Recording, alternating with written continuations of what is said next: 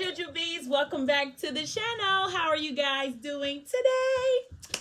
So today is Wednesday and I have flaming hot shrimp. Okay guys, I made this myself. I got some cheese to dip it in and I also have some ranch to dip it in as well. We're gonna jump right into this thing. Yesterday we were still talking about ethic. Today we still talking about ethic. Tomorrow we might be talking about ethic because I love him, but you have to realize. Sorry, I'm hungry, y'all.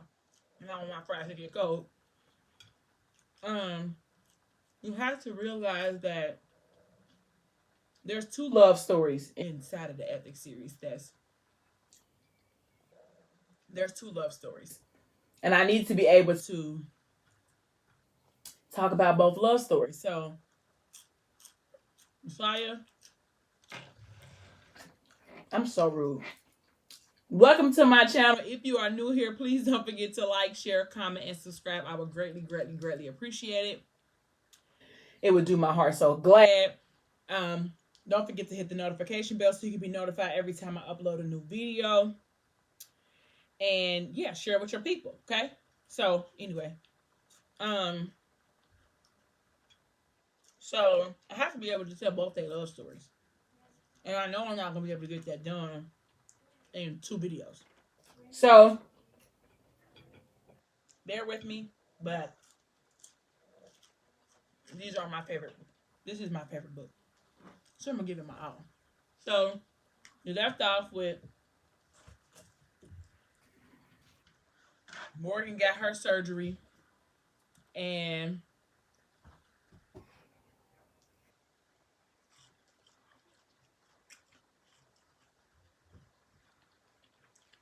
Morgan got her surgery.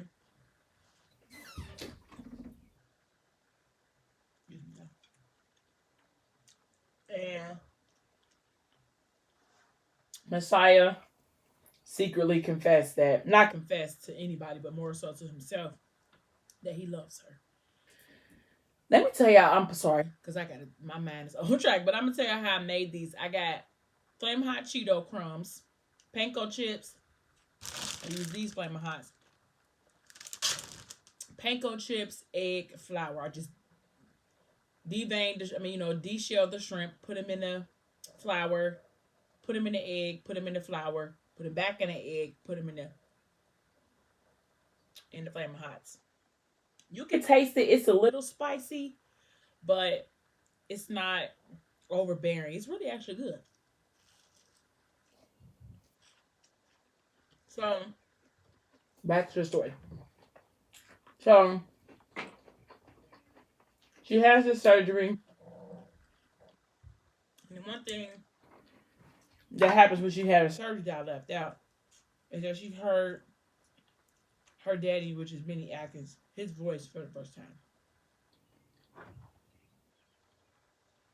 Sorry, guys. And she cried. Ethics saved the voicemails from that Benny had sent him from years ago. I guess in his mind, thinking that eventually she would need to hear it. And he basically told her how she was the son and how much he loved her and how he would move mountains for her. And it really touched her. She cried. So she decided that she was going to go upstate to Michigan for college because she didn't want to worry about her friendship. She didn't want to worry about... I really should have did this back in that cheese. She didn't want to worry about her friendship with Nish.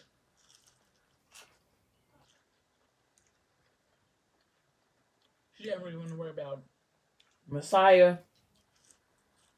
She just kind of wanted to do her own thing. So, and I think after she had her surgery, like I said, she was talking to Nish.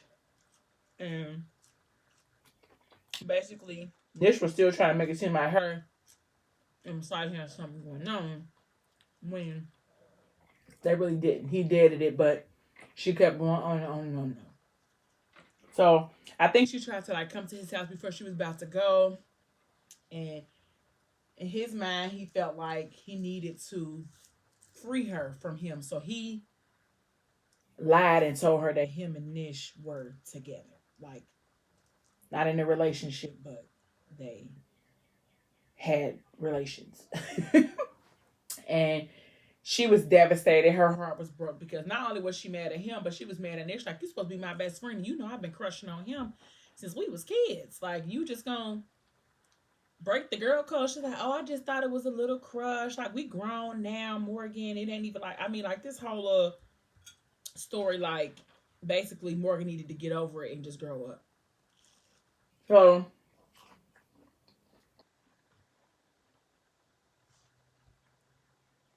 I'm sorry, y'all. So, Morgan's like, you're supposed to be my friend, but obviously she's not. So,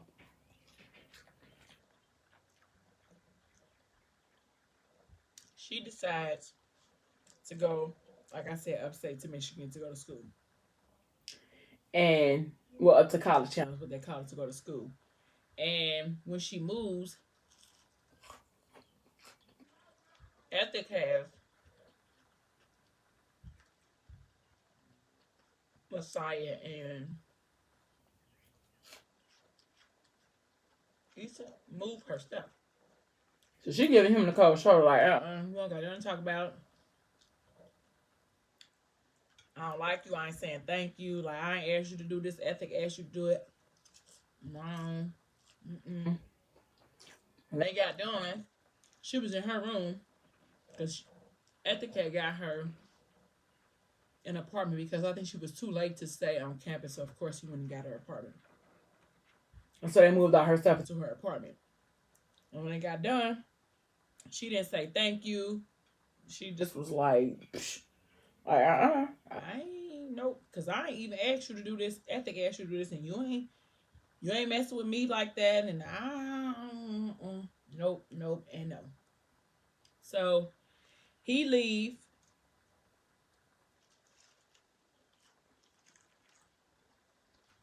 and he like, I gotta go back.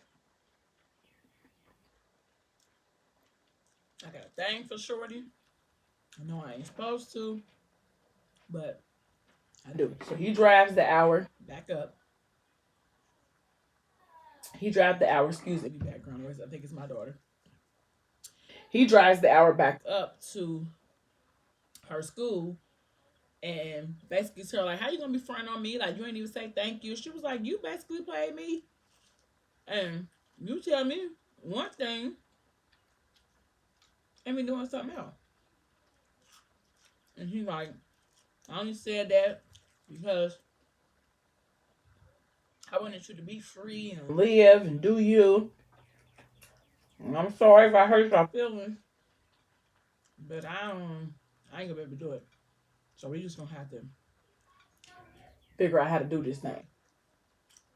So then they are intimate with each other.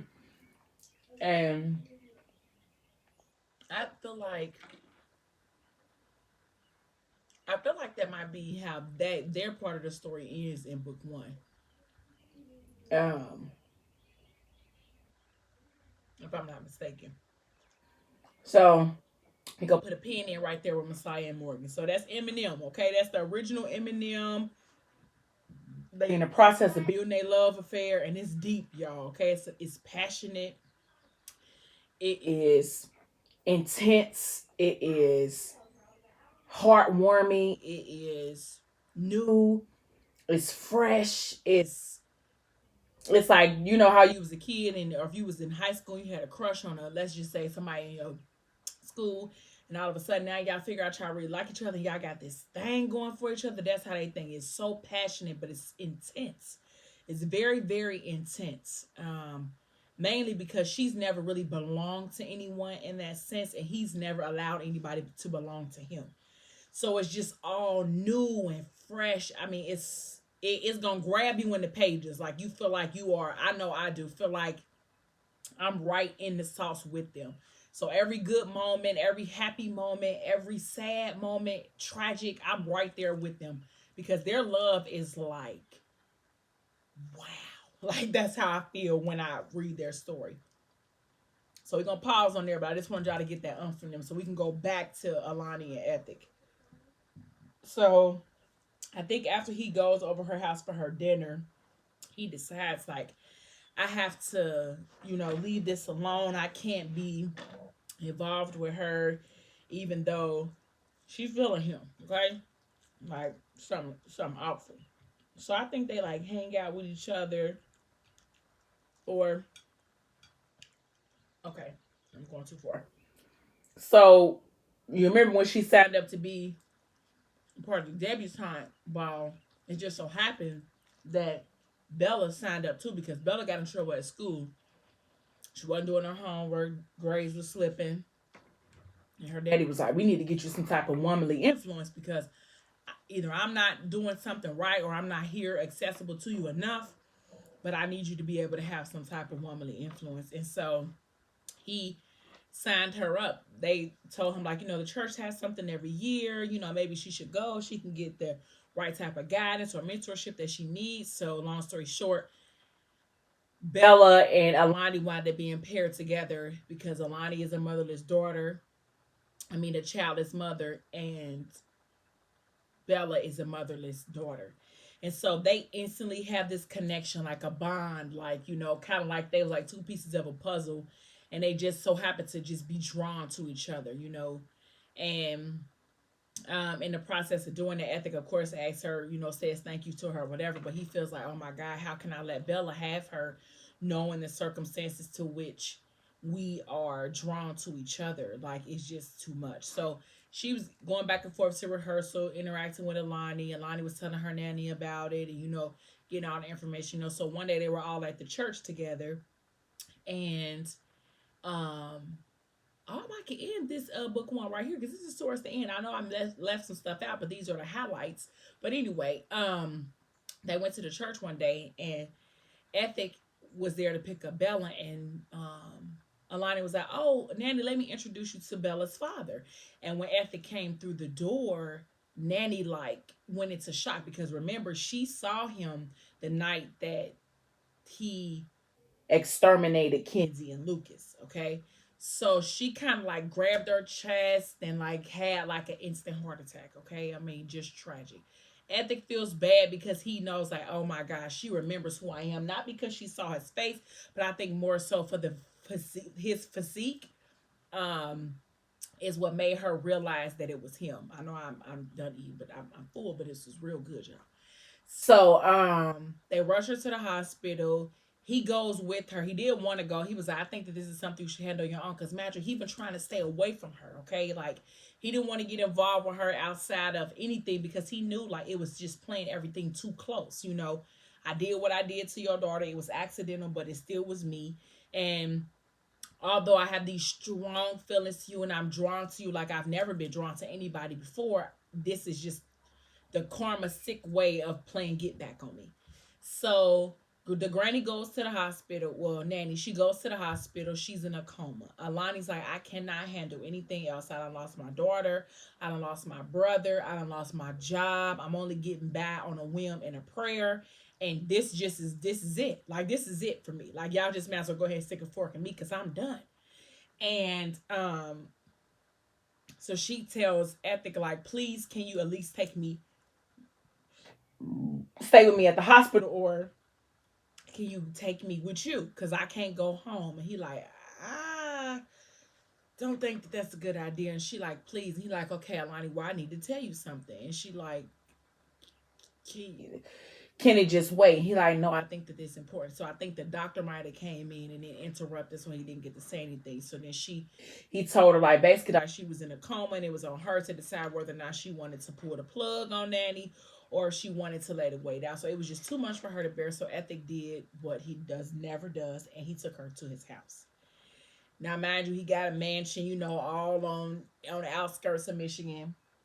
And it's big, it's whatever your man can think of a large mansion, that's what it is. Okay, it's got acres of land, it's got a gun range in the back, It's one of them type of things, okay? And it's just him, Bella, and Easy and Morgan, but he has rooms and all of this other stuff to accommodate. So he tell her, like, you can get comfortable in the guest room, and there's some soap and stuff in there, and I can get you some clothes to change into. And before he leaves out of the room, he like, Alani, I really need to tell you something. Now, mind you, Alani, she has two names, Alani and Lanika. Lanika is a name that she gives to people that she don't really know. Alani is a name that she gives to people that she's really close to, or that she's building friendship or relationship with. So he knows her as Alani um, right now. And so he tried to tell her, like, I really need to tell you something. And she's like, if you know that it's going to hurt me, or you know that it's going to break my heart and make me sad, please don't tell me. He was like, I know that it probably is, but I really need to tell you this. And she's like, no, just get out. So she has like this big blow up, and he like, okay. So he leaves. Now he goes downstairs. Ethic does yoga, baby, okay? He doing some yoga. So he does yoga to clear his mind, to center him and relax him. Can you imagine that fine specimen of a man, black and long and tender, downstairs doing yoga, baby? Okay, sorry, excuse me. Sidebar. So he's downstairs in his basically his yoga studio doing yoga. And she's like, oh my God, how would you be looking at this man in his house? He's been so nice to me. Took care of me. Fixed my car. Imagine when her car wasn't fixing it, he bought her a new car. I think he bought her a BMW. And she was like, I can't even pay. If you want to do something right here, pay my water bill or something like that. I'm not going to be able to do that. So she tell him, like, I hope you don't think this is like, no, your way of getting in good, because I don't play like that. He was like, it's just a car. Like, I give out that type of money on a weekly basis. It's not a big deal. But anyway, so she's like, I need to go and apologize to him. So she goes through the house trying to find him, and then she sees him downstairs doing yoga. She's instantly, instantly excited. I'm trying to use another word because I don't know if I can say the A word on here. But she's instantly as excited, like, ooh, he handsome, he's sweating, ooh, baby, down there. She like, oh, no. So she walk over to him. He eventually notices that she's there. So he turns over, like, he says, come. And she just instantly walk over there to him. Now, imagine, he get these commands. Come, what's the other one? Come, breathe, okay? Like, he and with him being king, you follow what he say, okay? So she walk over there. He tried to give her some tips on how to do yoga, tell her why he do it to relieve his mind. So of course that makes it hotter downstairs in that basement. And I think she goes to like kiss him or something, and he like, no, we can't do that. And she's like, am I reading into this wrong? Like, I really thought that we was vibing, and I thought that you liked me a little bit, And he like, it's just real bad. Like, I don't really know. It's just bad. And then so he tried to tell her, like, well, just promise me that when you find out, who I really am, that you'll still love the darkest parts of me. And she like, I promise I will. I promise I'll still love the darkest parts of you. So they share an intimate moment, a very intimate one. Okay. Grown people know what I'm saying. So she spends the night. Okay, so the next morning, she like, I think I should leave before the kids wake up. I don't want them to get confused. And he like, okay, yeah, no problem. He like, just go downstairs to my office, and you can get the keys to the Tesla and just take the Tesla home. And I'll come back and get it later. The Tesla or the truck. You got a Range Rover too, y'all. Okay, because that's my man. But so when she go downstairs into the office, she pulls open the drawer, and she notices like a thank you from the funeral home. So now she finds out that he paid for the funeral. Okay, so she comes upstairs and she asks him, like, Ethic, what is this? And he like, I need you to sit down, basically. And she like, no, like, just tell me what it is, because I just don't understand what's going on. Like, why would you pay for my daughter's funeral and, not tell me? It's anonymous. Like, he kept her obituary. Like, what is going on? Okay? I need to know. I done gave you a piece of me that I haven't given to anyone in a long time, and I need to know what is going on. So he sits down, and he was like, well, he basically tells her, like, I'm responsible for what happened to your daughter. She loses it. Like, what do you mean? You should have told me. I can't believe you would let me fall in love with the man who took my daughter away. I mean, it was a catastrophe, okay? Everything you can imagine in that moment, it happened on those pages. Heartbreak, regret, remorse, I mean, sadness. Like, he felt like the only person who he has loved in a long time, and a person who could probably really come and rejuvenate him and make him the man who he is designed to be, now he's breaking her. And the only way he can give her him is if he breaks her in the process. He has to tell her because it's going to come out another way. And if he doesn't tell her, can you imagine the guilt and the turmoil that he's going to be internalizing throughout all of this time? So she's heartbroken. She's in the kitchen. You exterminated my baby. You know, she crying, slide. He hugging her. She let him hug her because he's healing to her. It's amazing how the same person who caused all of this trauma is the same person who is trying to right the wrong. He has tried to pour so much love into her so that she could still mend after she found out what he was. And he was like, you remember you promised, you told me, you know, that you would still love me after you found the darkest parts of me. She's like, I can't stay here. Like, I can't breathe. I'm dying right now. So she leaves out and she goes home. She takes the Range Rover, and now he's broken in the kitchen. Okay. So he she goes to the hospital, talks to Nanny. She's like, Nanny, you knew that that's who it was, but her nanny's still in the coma. She's like, you knew who he was, and you was trying to tell me, and I didn't know. I'm so sorry. You know, she apologizing to her, like, oh my God, how could I let him be with me, and he took my baby away from me? Like, how could I feel like I feel about a man, and how could he be two different men? Like, how could the man who did what he did to my daughter be the man that I love so deeply, so fast, and so soon? So she goes home. Excuse me. She's sitting in the car. She's crying. When she pulls up, he's there in the Tesla. Now, mind you, Ethic is not a religious man. He doesn't really believe in any type of religion. He just believes that life is life and it deals you whatever type of hand, and it's up to you to deal with it.